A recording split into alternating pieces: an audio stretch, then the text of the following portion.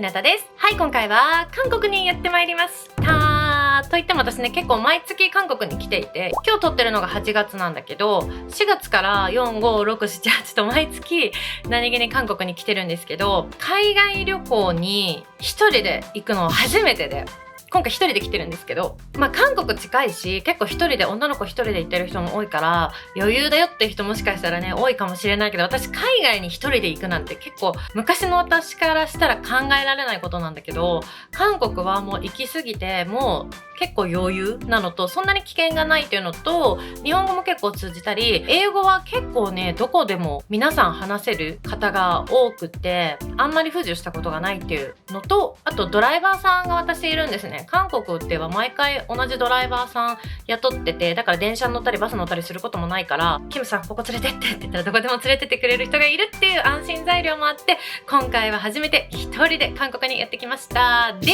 もうホテルに着いちゃったんですけど、ちょっとさ、いろいろあってさ、早く韓国の Vlog 見せろって感じなんだけど、ちょっと聞いてくださいよ。入国するときにね、いつもだったら、ちょっと中ぐらいか大きいスーツケースで来るんですよ。でも今回一泊だけで、しかも一人だから、機内持ち込み用のちっちゃいスーツケースで来たんですね。で、いつも機内持ち込みしないんですよ。特に海外行くときは。機内持ち込みするときって、例えば化粧水とかそういう美容液とかって 100ml 以下とかって決まってるのはもちろん知ってたので、大きな持ってこないようにしてたんですよ。でも盲点があって、そういう化粧水とか美容液はちっちゃいのに変えたのに、ボディクリームだけそのまま入れてきちゃったの。クリームはいけると思って、なぜか。で、出国の時にクリーム引っかかって、クリーム出せって言われて、で、出して、化粧の最後にするスプレーがあるんですよ。フィックススプレーっていうのがあって、そのスプレーも出せって言われて、この2つはもう持っていけないと、機内に持っていけないから、捨てるしかないって言われて、捨てるしかないんだからもうしょうがないじゃないですか。だから、もういいですって言って、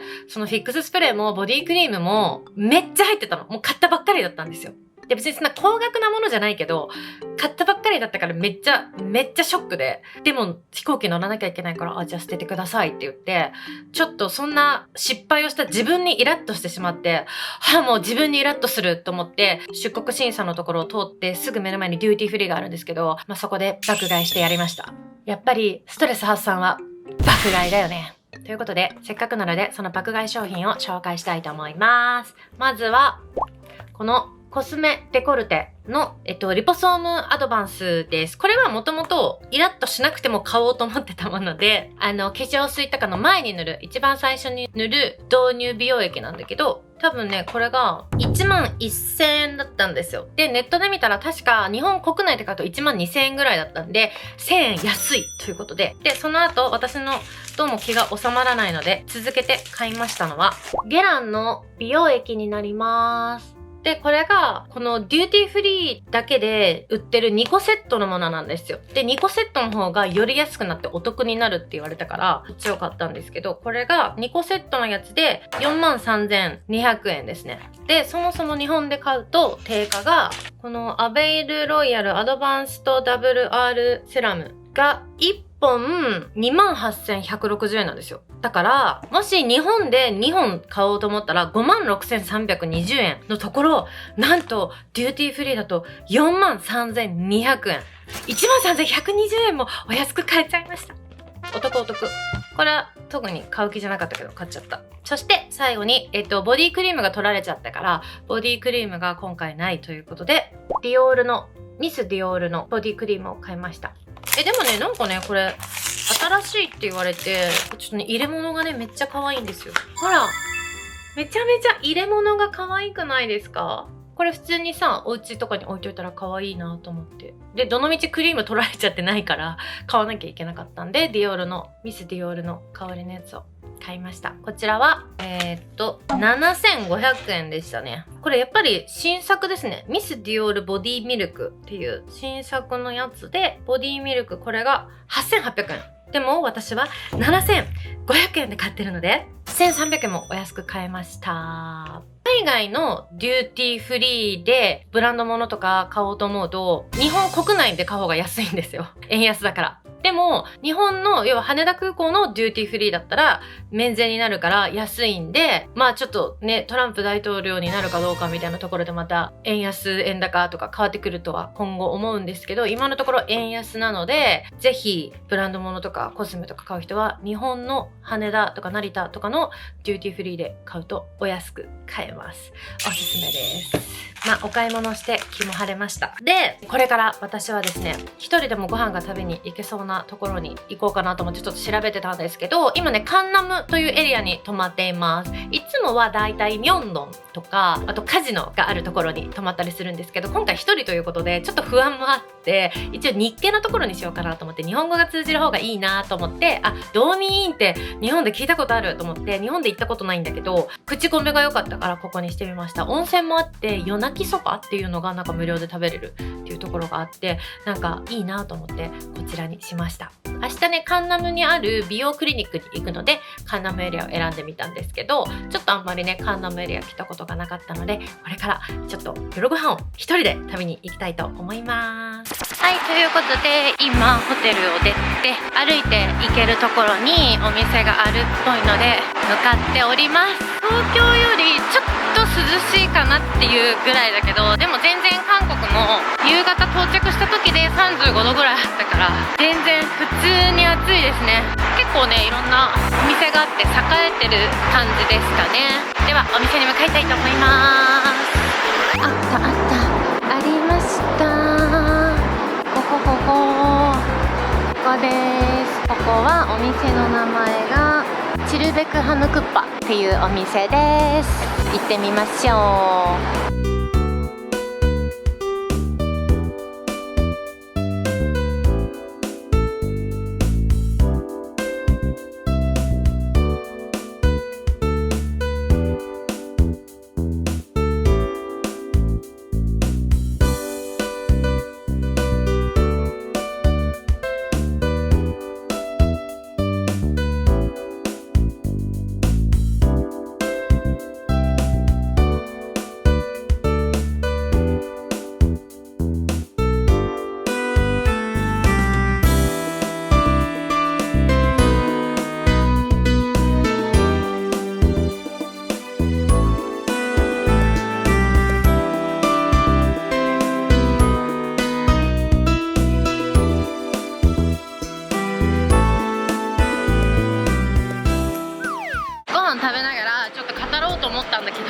両隣が日本人だったんですよ。女の子グループだったんだけど、もう無言で食べて、たまにボソッと日本語でちょっと会話するだけの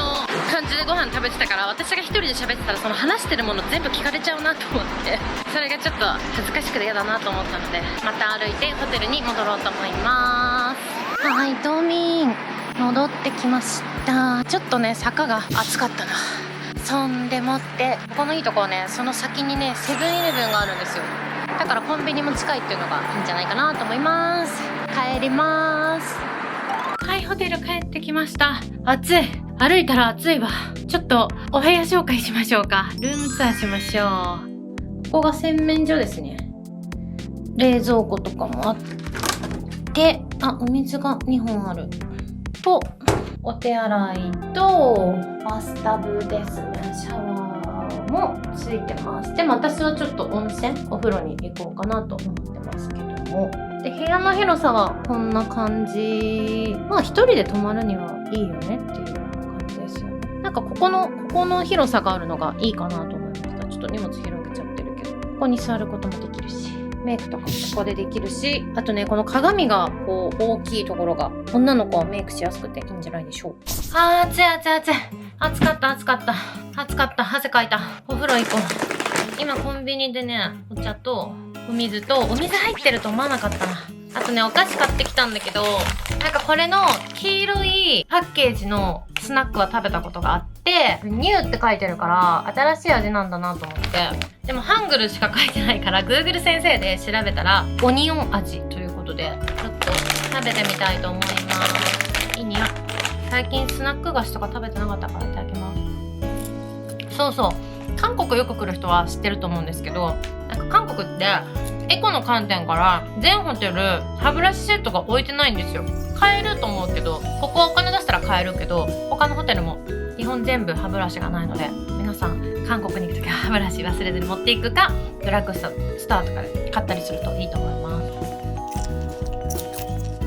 美味しい。なんか高級ホテルに泊まっても置いてなかったから、多分韓国の決まりみたいのでなってるみたい。エコらしいです。温泉はもう夜中中入れて、朝5時ぐらいまでずーっと夜中深夜入れるみたいなんで、深夜も入れるの嬉しいよね。韓国だとさ、今日一人だから全然ホテルにいるけど、誰かと来てたら夜通し遊びたいじゃん。夜遅く帰ってきてもお風呂入れるってのいいですよね。でもエレベーターで一緒になる人ほとんど日本人だったやっぱ道民員だから日本人多いね。日本人の女の子グループが多くって、ここでもやっぱり女子旅だったらさ、韓国治安がいいとはいえちょっと不安な部分あったりするじゃん。でもこういう日系のホテルとかだと安心できるよね。それで私も日系のホテルにしたんですけど。ではこれからお風呂入ってネタフリの続きを見るか、パソコン持ってきてるので、私は、仕事が全然ね日本で終わってないから韓国に持ってきたので、韓国でもパソコン仕事をやりたいと思います。ではお風呂に入ってきます。はい、部屋に戻ってきました。結構ね人はいたけど日本人しかいなかったですね。やっぱりさ、全裸でお風呂に入るって人とね、他人と外国の人ってあんま慣れてないんじゃないかな。本当にみんな日本人だった。あとお湯の温度がちょっとぬるかった。でもシャワーの温度がめっちゃ熱かった。サウナもあったんですけど、サウナと水風呂もあったけど、私はサウナは入らず体だけささっと洗ってお風呂に入ってきました。はい、今日のパックはバイユアです。これは日本から持ってきました。明日帰りに時間があったらオリアンに行って、なんかまた化粧品とか買って帰ろうかなと思います。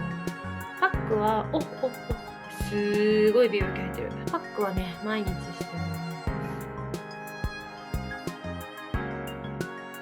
こんな感じでパックしてる間にボディクリーム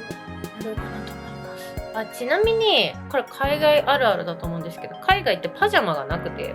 バスローブとかはあったりするんだけど、パジャマがないところが多くて、で韓国も私が今まで泊まってたところはバスローブがあるところはあったけど、パジャマとかもちろんなくて、違う国でもねパジャマはないんだけど、ここは日系だからね普通にパジャマありましたね。でも自分の持ってきたけど、私は日本って結構ホテルとか浴衣があったり部屋着みたいなのがあったりするけど、海外ってないから必ず私はマイパジャマ持って行ってます。でさっき買ったディオールのクリームで全身保湿します。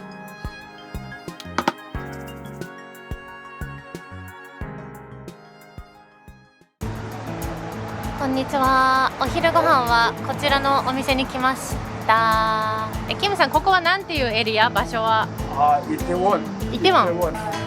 観光客がいなくて地元の人が来るっていう感じのお店です。キムさんです。はい、こんにちは。2日目です。今日は今ねもうお昼1時ぐらいなんですけど、お昼に、有名なドクターソンユナクリニックっていうクリニックに行ってキャット注射を打ってきました。キャット注射っていうのは簡単に言うと日本でいう脂肪溶解注射みたいな感じです。私は二の腕に打ってきました。本数が選べるんですけど、私は一番多いやつにしたので、なんかおまけで肩ボトックスとふくらはぎのボトックスも追加で打ってくれました。でも普通に注射痛いから十何本とか打ってるから痛くて、もうふくらはぎやんなくていいですって言おうかと思ったぐらい。待って、お昼ご飯来た。ドライバーのキムさんに連れてきてもらった、多分韓国とかいない韓国人の人しかいないお店です。カッサム頼みました。ちょっと見て。ここに美味しい。ここキムチが美味しいらしいです。こんな感じ。いただきます。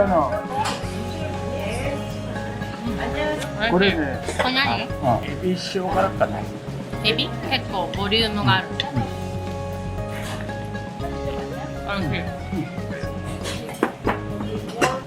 おいしい。これ何これ？麺みたいな。冷麺？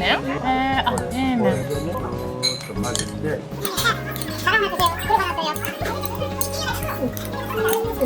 いい匂いする。ハサミで切ってね、麺が長い。美味しいですよ。いい匂いするね。あんまり観光客いないよね。冷麺も食べる。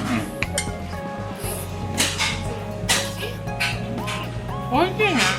お好み麺美味しい。美味しい。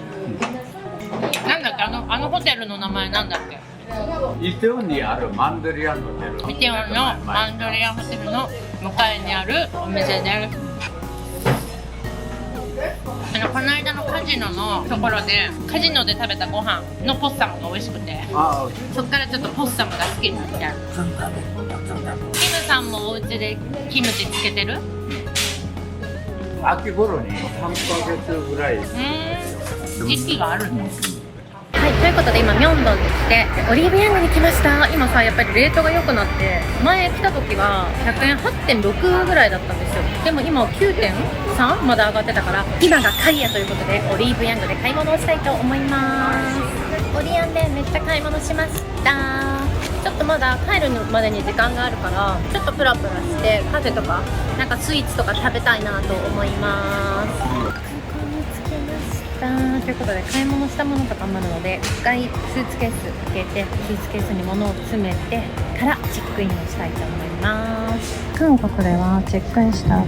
手荷物を預けた場合ね、こうやって画面にいろんなスーツケースが流れていくのが見えるわけですよ。で自分のがちゃんと流れていったらそのまま飛行機に乗って OK で、横にずれてこの番号横にちょっと検査室まで来てくださいみたいな番号が出て、自分の荷物が弾かれた場合は裏の検査室みたいなとこ行って中見られたり取り調べみたいなされます。あ、これ私のスーツケース行きました来ました。はい、ということで私は中に入ってラウンジでゆっくりしたいと思います。7時20分発で今まだ5時半ぐらい、早いからラウンジでゆっくりしたいと思います。今はプライオリティパスのラウンジにいます。あとね、まだ結構あと1時間20分ぐらい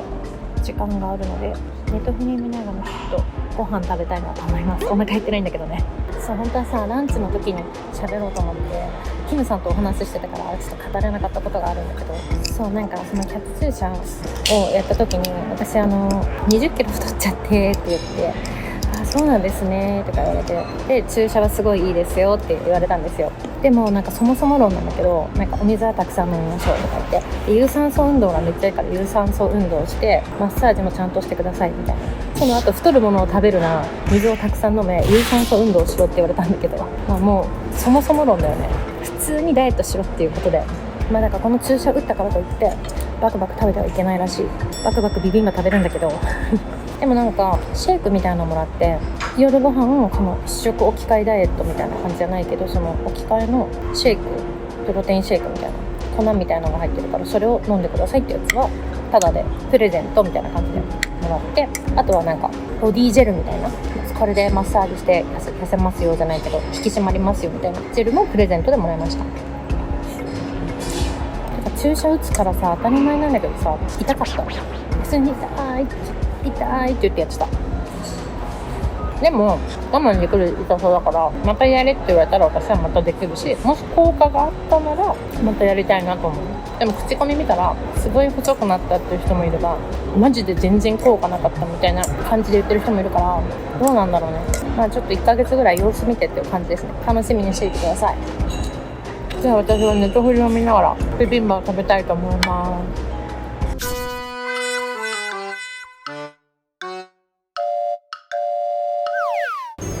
帰りの席はこんな感じです。私は引き続きネットフリを見ながら帰ろうと思います。